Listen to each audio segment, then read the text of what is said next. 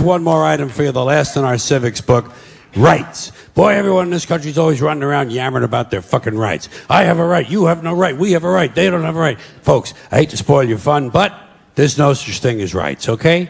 They're imaginary. We made them up, like the boogeyman. The Three Little Pigs, Pinocchio, Mother Goose, shit like that. Rights are an idea. They're just imaginary. They're a cute idea, cute, but that's all, cute and fictional. But if you think you do have rights, let me ask you this. Where do they come from? People say, well, they come from God. They're God-given rights. Oh, fuck, here we go again. Here we go again. The God excuse, the last refuge of a man with no answers and no argument. It came from God. Anything we can't describe must have come from God. Personally, folks, I believe that if your rights came from God, He would have given you the right to some food every day, and He would have given you the right to a roof over your head. God would have been looking out for you. God would have been looking out for you. You know that? He wouldn't have been worried about making sure you have a gun so you can get drunk on Sunday night and kill your girlfriend's parents. But let's say it's true. Let's say God gave us these rights. Why would He give us a certain number of rights? The Bill of Rights in this country has 10 stipulations, okay? 10 rights. And apparently God was doing sloppy work that week because we've had to amend the Bill of Rights an additional 17 times. So God forgot a couple of things like slavery. Just fucking slipped His mind. But let's say God gave us the original 10. He gave the British 13. The British Bill of Rights has 13 stipulations. The Germans have 29. The Belgians have 25. The Swedish have only 6. And some people in the world have no rights at all. What kind of a fucking goddamn God-given deal is that? No rights at all? Why would God give different people in different countries different numbers of different rights? Boredom? Amusement? Bad arithmetic? Do we find out at long last, after all this time, that God is weak in math skills? Doesn't sound like divine planning to me. Sounds more like human planning. Sounds more like one group trying to control another group. In other words, business as usual in America. Now, if you think you do have rights, one last assignment for you. Next time you're at the computer, get on the internet, go to Wikipedia. When you get to Wikipedia, in the search field for Wikipedia, I want you to type in Japanese Americans 1942, and you'll find out all about your precious fucking rights, okay? All right. You know about it. You know about it. Yeah. In 1942, there were 110,000 Japanese American citizens and good-standing, law-abiding people who were thrown into internment camps simply because their parents were born in the wrong country. That's all they did wrong. They had no right to a lawyer, no right to a fair trial, no right to a jury of their peers, no right to due process of any kind. The only right they had, right this way, into the internment camps. Just when these American citizens needed their rights the most, their government took them away. And rights aren't rights if someone can take them away. They're privileges. That's all we've ever had in this country is a bill of temporary privileges. And if you read the news even badly, you know that every year the list gets shorter and shorter and shorter. You see how similar?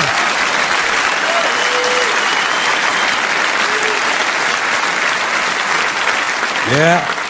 Sooner or later, the people in this country are going to realize the government does not give a fuck about them. Government doesn't care about you or your children or your rights or your welfare or your safety. It simply doesn't give a fuck about you. It's interested in its own power. That's the only thing, keeping it and expanding it wherever possible. Personally, when it comes to rights, I think one of two things is true. I think either we have unlimited rights or we have no rights at all.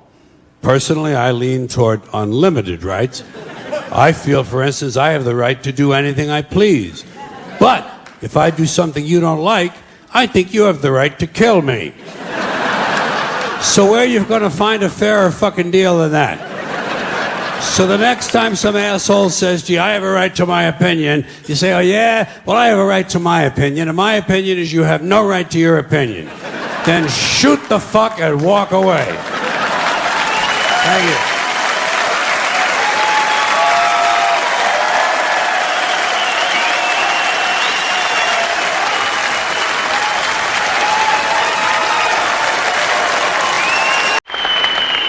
Well, that leads me into the filth, and to kind of wind up.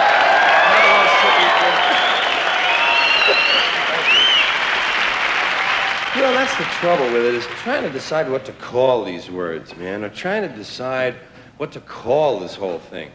You know, what are these words that I'm talking about? They're just words that we've decided, sort of decided, not to use all the time. That's about the only thing you can really say about them for sure. That they're just some words, not many either, just a few, that we've decided, well, we won't use them all the time. Sometimes, well, hell yeah.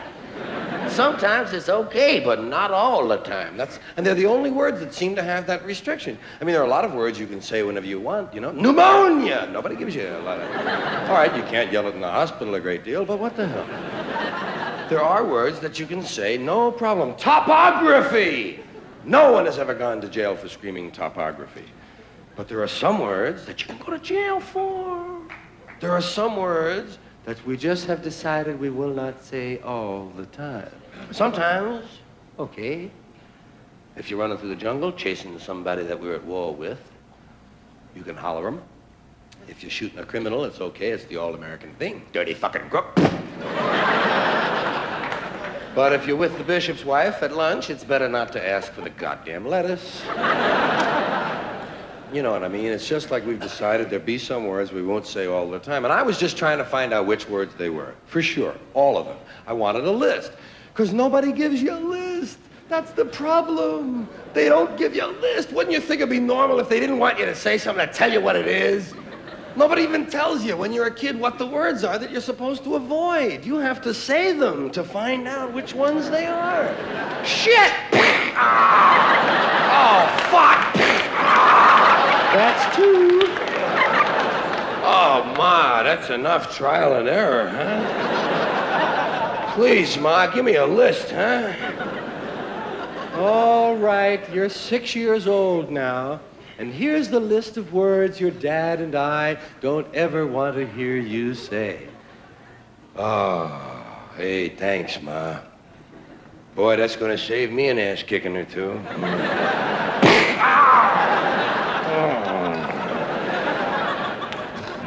Yeah, you never know what's going to be on the list. Because it's always somebody else's list. You didn't make that up. Somebody told you that shit. They told you, better not say that. So you got to...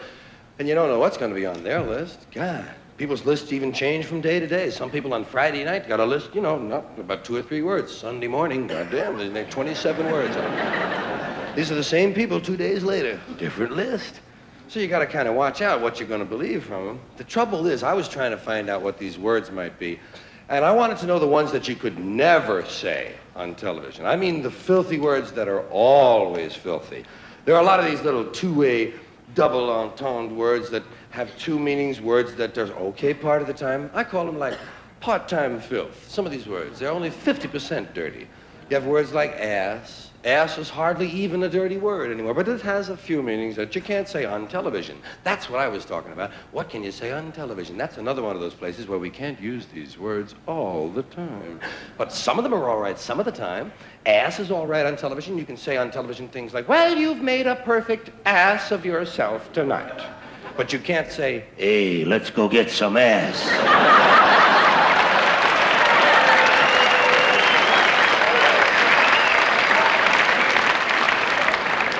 Bitch. Bitch is another word like that. Same kind of word. It's only dirty part of the time. Depends on what you mean by bitch. You might be the lady from the San Diego Zoo visiting one of the Tonight shows, and you might just have a bunch of little canines with you there. One of them is a female. You say, there's the bitch, Johnny, and it's okay, fine.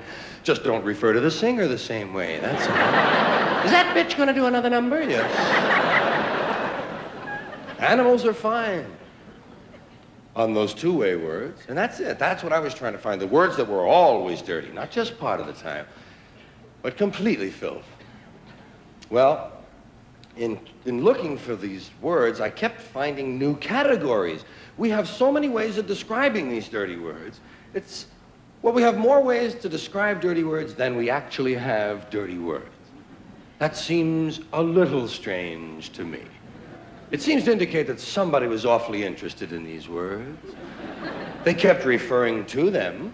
They called them bad words, dirty, filthy, foul, vile, vulgar, coarse, in poor taste, unseemly, street talk, gutter talk, locker room language, barracks talk, bawdy, naughty, saucy, raunchy, rude, crude, lewd, lascivious, indecent, profane, obscene, blue, off-color, risque, suggestive, cursing, cussing, swearing, and all I could think of was shit, piss, fuck, cunt, cocksucker, motherfucker, and tits. That's all I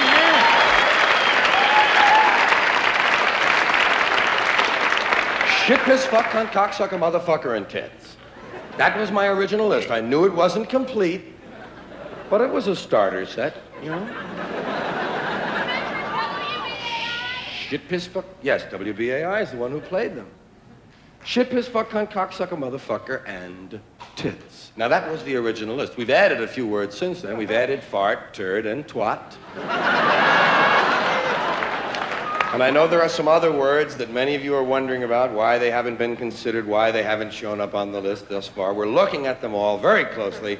Some of your favorites might make the list this year. Asshole, ball bag, hard-on, piss hard, blue balls, taint, nookie, snatch, box, pussy, pecker, peckerhead, pecker tracks, jism, joint, donaker, dork, poontang,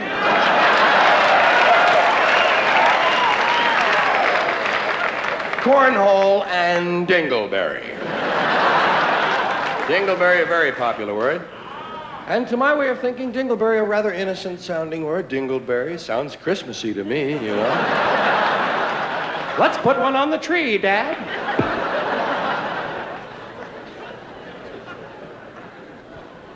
So the words, as I say, shit, piss, fuck, cunt, cocksucker, motherfucker, tits, fart, turd, and twat. Now, motherfucker came off the list immediately, the first day, in fact. I had a call from an English language purist. Some guy had to talk, you know, he got on the phone. He tells me I have a duplicate on my list. I have a duplication.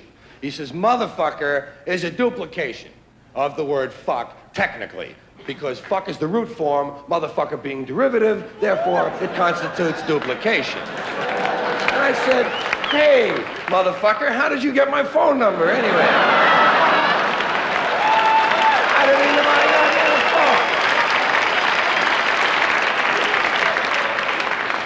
I said, look, man, it may be derivative, but you still can't say it. Still can't say motherfucker on TV, can you? He said, no, but you can't say fucky, fucking, fuckola, fuckaroony, or fuckerino either. Well, I said, yeah, that would crowd up my list something awful. So I just struck that motherfucker away. Struck it from the list. Motherfucker was gone. Now the list was shit, piss, fuck, cunt, cocksucker, tits. Shit, piss, fuck, cunt, cocksucker, tits. Doesn't it sound like something's missing? Does it sound like an old friend is gone? Shit, piss, fuck, cunt, cocksucker, tits. Remember the old rhythm? Shit, piss, fuck, cunt, cocksucker, motherfucker, tits. Cocksucker, motherfucker, tits. Cocksucker, motherfucker, tits. Cocksucker, motherfucker, tits. Now, shit, piss, fuck, cunt, cocksucker, tits. It falls apart. It isn't going anywhere. And by now, cocksucker is the dominant word on the list. Previously, with motherfucker on the list, cocksucker was somewhat balanced out. They were the only multisyllabic words on the list. But now, cocksucker stands alone. Shit, piss, fuck, cunt, cocksucker, tits. And who knows, maybe it doesn't belong either. After all, motherfucker turned out to be a ringer. Let's take a look at cocksucker. See if this one belongs. We'll divide the word cock and sucker from each other, those words. Sucker isn't dirty. Sucker, it's suggestive as hell. But it isn't dirty. And cock, that's not dirty all the time. That's one of those words that's only partly filthy. Cock, if you're talking about the animal, it's perfectly all right. They used to read that to us from the Bible in 3rd grade. And we would laugh, man. Cock is in the Bible.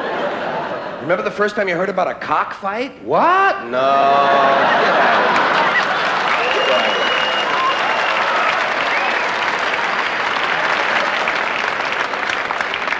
here. And even the word cocksucker itself has been twisted out of all of its original meaning. It's been distorted. For some reason now, cocksucker means bad man. It's a good woman. How did they do that?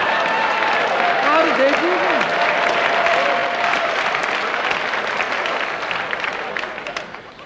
Well, tits is on the end of the list. Shit, piss, fucking, cocksucker, motherfucker. Tits. And you know it doesn't belong on that list.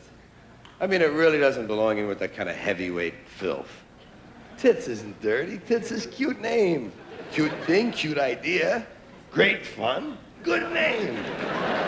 Tits, hey, Tits sounds like a friend. It sounds like a nickname, doesn't it? Hey, Tits, come here, man. Hey, Tits, I want you to meet Toots. Tits, this is Toots. Toots, Tits. Tits. Cute word, nice word. I love a word that spells the same forwards and backwards like tit. Don't you think it's so cute when a word is spelled the same forwards and backwards? I always wished my name was Otto. Just so I could walk backwards and yell my name, you know? Otto, Otto, Otto. Well, I had strange dreams. But the word tit is on the list because you can't say it on television. You can't say tit, imagine that. Can't say tits, you can say boobs. Boob is spelled the same, forwards and backwards, too. Boobs is all right. You can't say tits, but you can say boobs. In fact, boobs is an answer now on Match Game. I had boobs, Gene. Boobs, $200. Tits, $200 fine, maybe. You can't say tits. You can say teats. Teats is all right, providing you're on at 5 in the morning and a cow is your guest. But you can't say jugs and you can't say knockers, you know. That's right, Danny. Pull on the cow's knockers. Right, grab a knocker in each hand, that a boy. Now alternate knockers. Good deal. Can't say that. Tits? Tits sounds like a snack, you know? Well, I know what you're thinking, but tits sounds almost, it sounds Nabisco to me. It sounds like Nabisco has reserved that name. Because tits sounds like a thing at a party. Pass the tits, would you be? Oh, thanks. Say, those things are responding.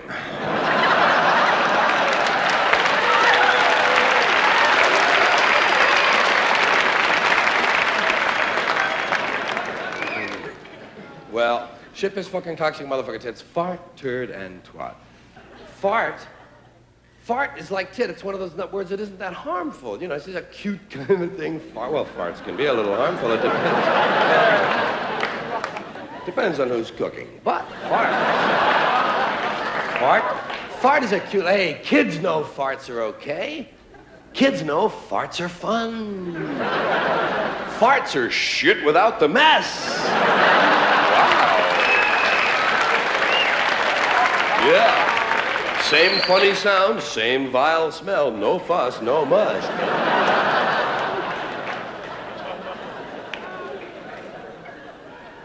Fart is an interesting word in this respect. Talking about television, fart is extremely interesting because, dig this, you can't say fart on television, we know that. You can't say fart, and you can't say fuck either on television. However, you can refer to fucking. You can talk about fucking. They do that all the time. Some of the times, the show you're watching, two people are probably fucking in the other room. Fucking is all right. Fucking is part of the plot. A lot of plots are based on fucking. Will they fuck? Should they fuck? Have they fucked? Did they fuck? Will they fuck again? Will they get sick from fucking? Are they fucking too much? Will they fuck each other's friends? Will they have a baby from fucking? Will they be sorry they fucked? Will they be glad they fucked? All fuck stories. Every honeymoon joke is a fuck joke. Have you ever noticed it? Otherwise, the people wouldn't be on their honeymoon in the joke. They'd be knights or they'd be sailors or something. They're on their honeymoon. There's got to be a fuck joke. Every quiz master has stood there with this newlywed couple and said, and I understand you folks are on your honeymoon. Lots of fucking going on here. Lots of fucking over here. So they talk about fucking all they want. They just don't call it that. They don't call it what it is. They call it other things. They call it making love, which is fine. They call it going to bed with someone, having an affair, sleeping together. But they don't call it fucking. On the other hand, fart. Not only is fart a word you can't use on television, but they never even refer to them. That's how bad farts are compared to fucking. They don't even refer to farts. There are no farts on television. You've never seen a reference to a fart? I've never seen a fart reference. No, wouldn't you think that by now one guy would have gone, Do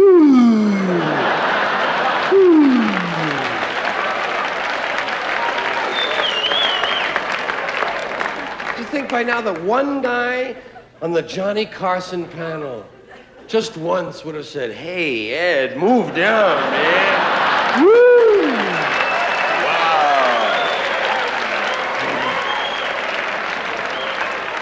That was a Clydesdale fart, Ed. Give me the lighter, will you, Johnny? Wow. Geez, Ed, next time you're sick, you ought to see the nurse, you know? God, it's not the smell so much. It's the burning of my eyes!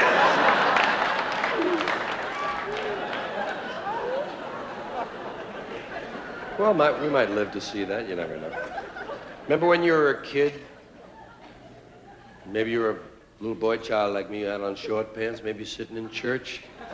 Sitting on a wooden bench in church in the middle of the summer with short pants. You got a fart, you know? And it's up to you. You got to work out a little maneuver that's called the one-cheek sneak.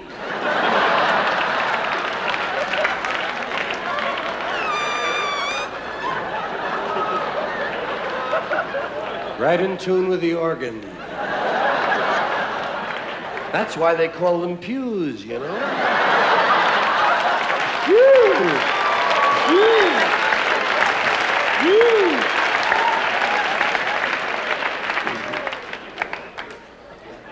Do you ever notice that your own farts smell okay? Say, that's fairly decent.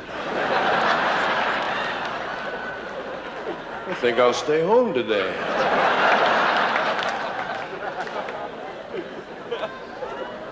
Do some reading in the closet.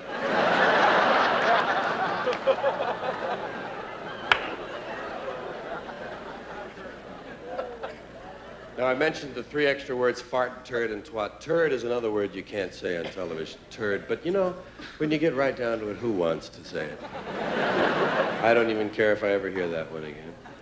Twat. Twat is on the list for the same reason. It doesn't mean anything else.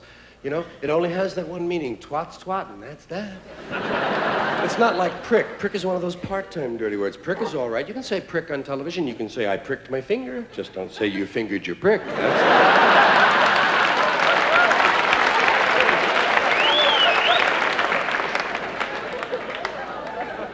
Now, there are two words left which I will wind this thing up with.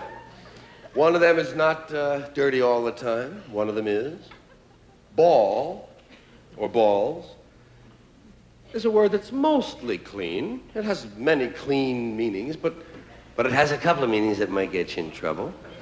And ball is one of those words you got to think about how you're going to say it. Maybe you have to watch out for just a moment, but it's okay for sports people.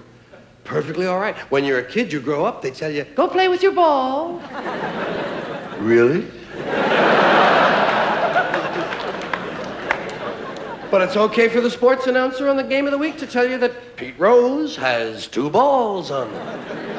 No problem at all. The whole country nods in agreement. But the announcer can't tell you that he hurt his balls. He can't tell Tony Kubek, Tony, I think he hurt his balls on that play. It looks like it. He's holding on to them. Well, that's right. Generally, when he hurt their balls, they hold them, and he's holding his, and I'd say he's hurt them. Never mention ball injuries. They don't say the balls were hurt. They say groin injuries. He had a groin injury. Do you know why we call it a groin injury? That's the noise you make when you get hit there. Groin!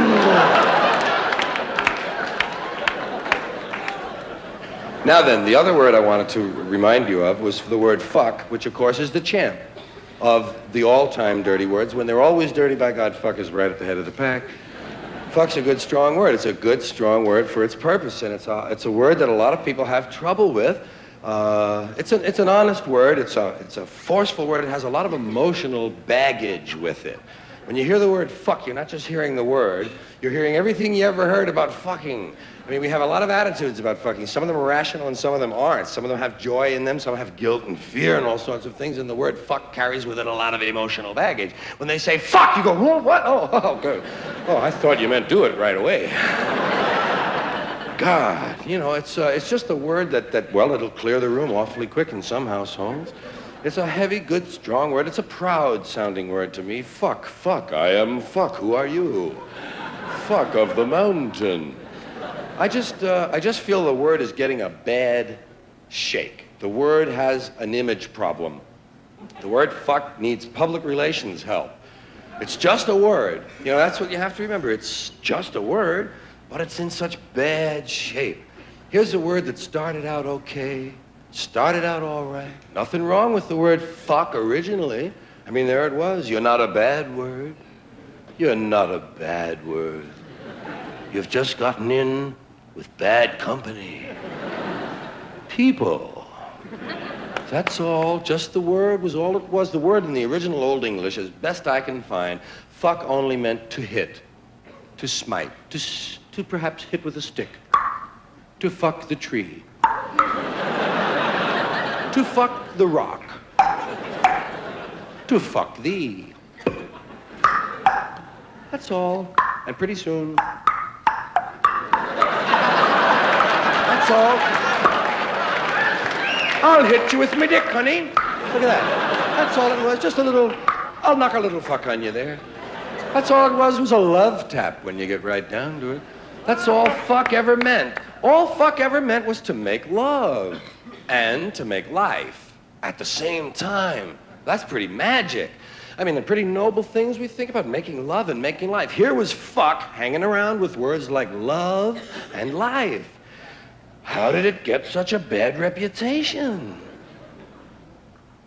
We fucked it up. Yeah, well,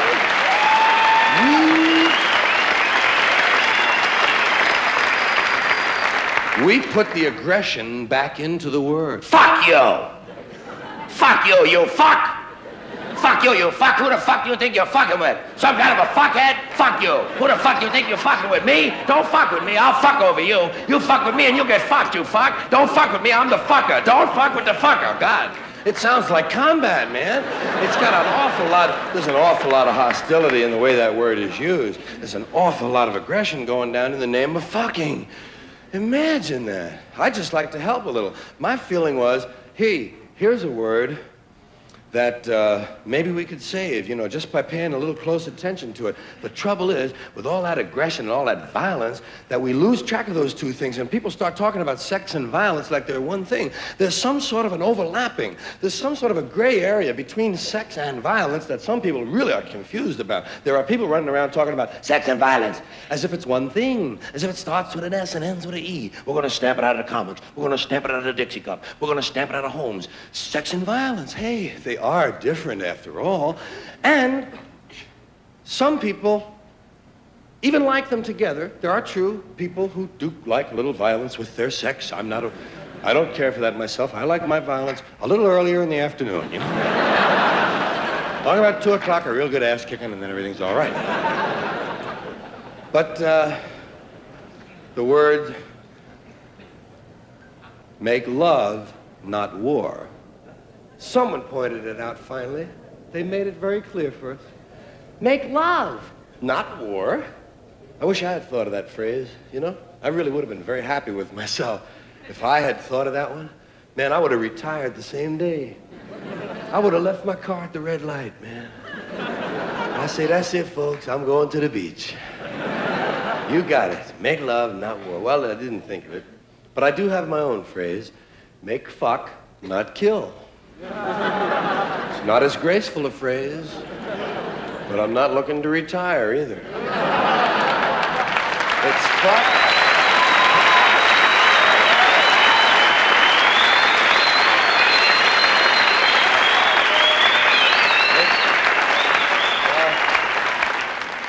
The whole idea of make fuck, not kill, is simply to switch the meanings of the words. I suggest that for 1 year, we trade meanings on fuck and kill. Just fuck for kill and kill for fuck. That's it. Don't worry about what they really are. Someone else will take care of real fucking and real killing. I'm just worried about what we call it. Them. We call them fucking and killing. I say switch them around. I think it would be an insight. I think we'd get a new slant on how we feel about these words if we just changed fucking for killing for about a year. That's all. Imagine it. Sure would be fun watching TV during that time, huh? Better get down off the horse, Sheriff. We're fixing to fuck you now.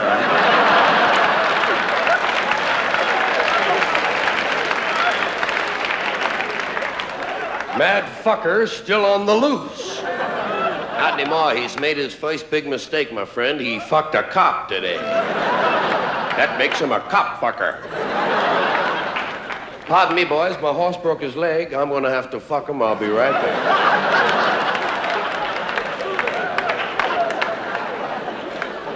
Shamu, the fucker whale. Oh.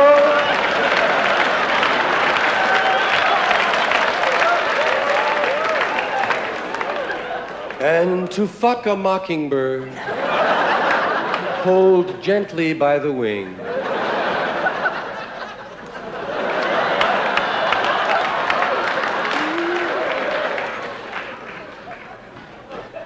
So all I'm trying to suggest is that fuck you can be a positive phrase. If you hear it from across the street, fuck you, okay. And thank you for being a part of this. I mean it a lot, and I thank the people that aren't here tonight that were here the other 2 nights, and there's an awful lot of people to thank, but I want to do one thing before I go any further, because I am going to split. There's somebody that's very important to this project and to me. Brenda, would you please come here? I want